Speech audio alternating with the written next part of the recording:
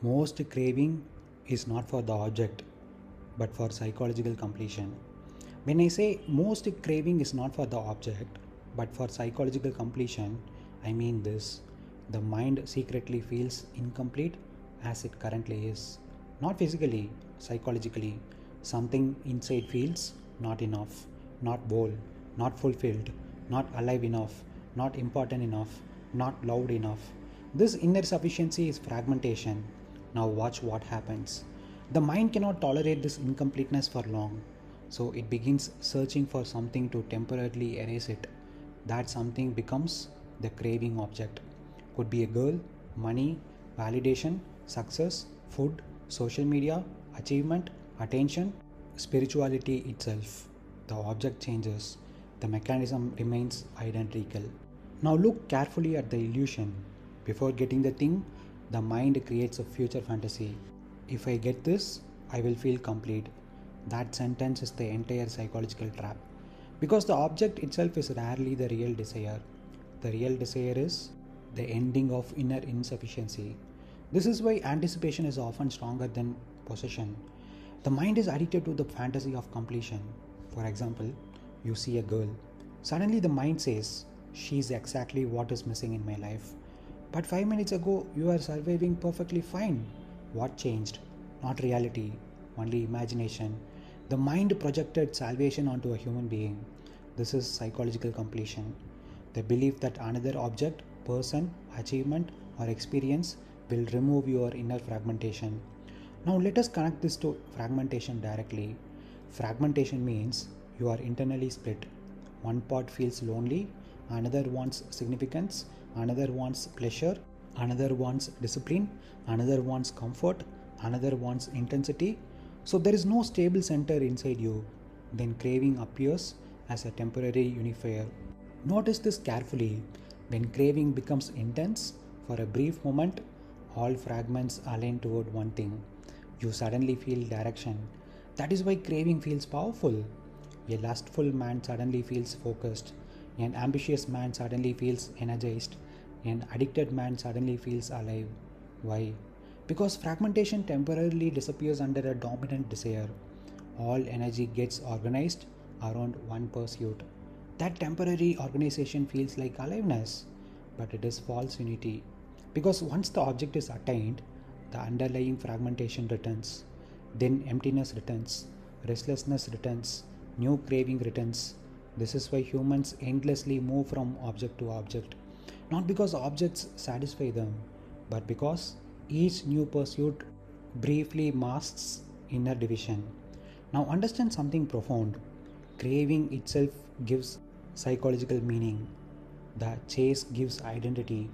A man obsessed with a girl suddenly feels purpose. A man chasing money suddenly feels direction. A man chasing success suddenly feels alive. Without the craving, he must face his underlying fragmentation directly.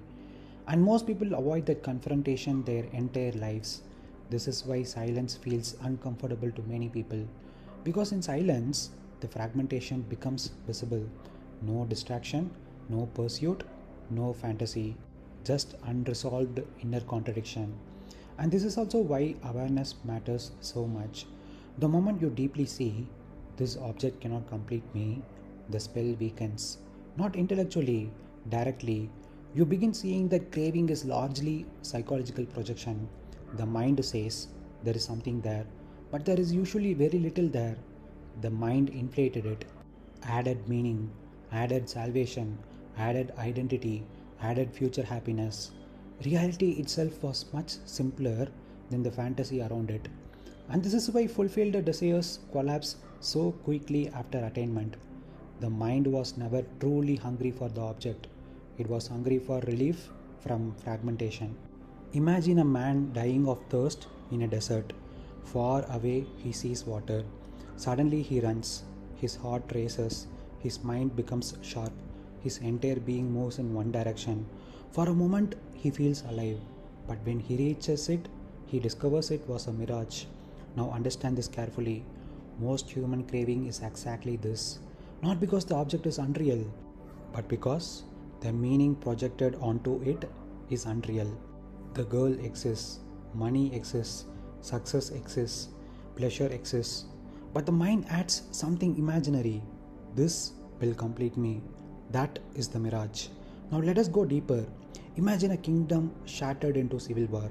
One group wants pleasure, another wants safety, another wants greatness, another wants rest, another wants approval, another wants escape.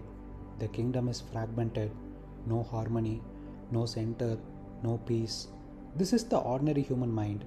Now, suddenly, a beautiful woman appears, or a massive business opportunity, or fame, or validation.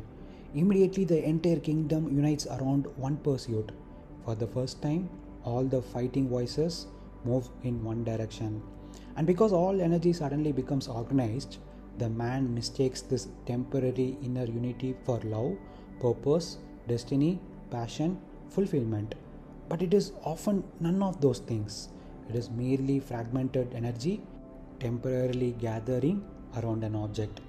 That gathering feels intoxicating. This is why craving feels powerful, because fragmentation disappears briefly. Look at what happens when a man becomes obsessed with a girl. Yesterday, confused, restless, empty, directionless. Today, alive, focused, motivated, energized. Did the girl magically inject meaning into existence? No. His fragmented energies temporarily found a common target. The craving gave temporary psychological order, but this order depends entirely on pursuit. The moment he attains the girl, or gets rejected, or the novelty fades, the fragments return. Again confusion, again emptiness, again restlessness. Then the mind searches for another mirage, another object, another chase, another. This will finally do it. This is why humans endlessly move from relationship to relationship, goal to goal, pleasure to pleasure, identity to identity. Not because objects truly complete them, but because craving temporarily hides fragmentation. Now, here is the deepest illusion. The mind mistakes intensity for truth. Because craving feels intense, it assumes this must be deeply meaningful. No, a fever is intense too. Intensity proves nothing. A starving man thinks food is salvation. A lonely man thinks love is salvation. An insecure man thinks success is salvation. But once attained, the nervous system adapts. The silence fades. The old fragmentation reappears. Then comes the terrifying realization. The thing was never carrying what I imagined. The mind had secretly loaded the object with psychological fantasy, like hanging the weight of your entire existence on a single human being. A promotion, a number, a dream. No object can carry that burden. That is why desire collapses so quickly after attainment. And now you can understand something subtle. The real pain was never absence of the object. The real pain was inner division. Craving simply distracted you from seeing it.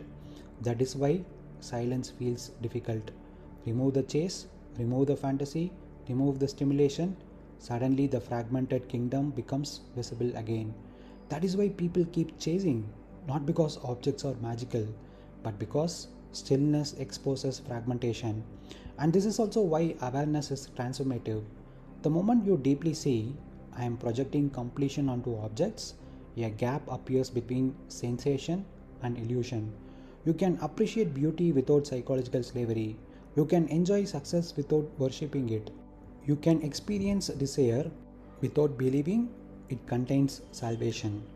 Then craving loses its hypnotic power, not because you killed a desire, but because you stopped asking the world to complete an internally divided self.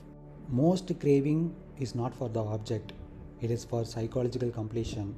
The mind feels internally fragmented, split between fear and ambition, loneliness and desire, comfort and greatness, emptiness and escape.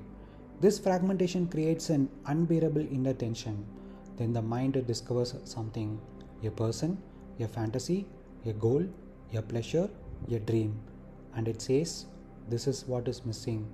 At that moment, the object becomes psychologically larger than life, not because the object truly contains fulfillment, but because the fragmented mind projects fulfillment onto it. The craving is rarely about the thing itself. It is about what the mind imagines the thing will finally end. Emptiness, loneliness, confusion, insufficiency, inner conflict. This is why craving feels so powerful. For a brief moment, all fragmented parts of the self unite around one pursuit, and that temporary inner unity feels like aliveness, meaning, purpose, even love. But once the object is attained, the illusion fades because the object never actually contained psychological completion. It only distracted the mind from its fragmentation temporarily. Then the old restlessness returns, and the mind begins searching again. Another object, another chase, another fantasy of completion. This cycle continues until one deeply sees no person, pleasure, achievement, or possession can permanently complete a divided mind. Only understanding your fragmentation can end the endless search. The moment you stop asking the world to complete you, craving begins losing its hypnotic power. Then desire becomes simple, clean, natural, no longer a desperate attempt to escape yourself, but merely a passing moment in awareness.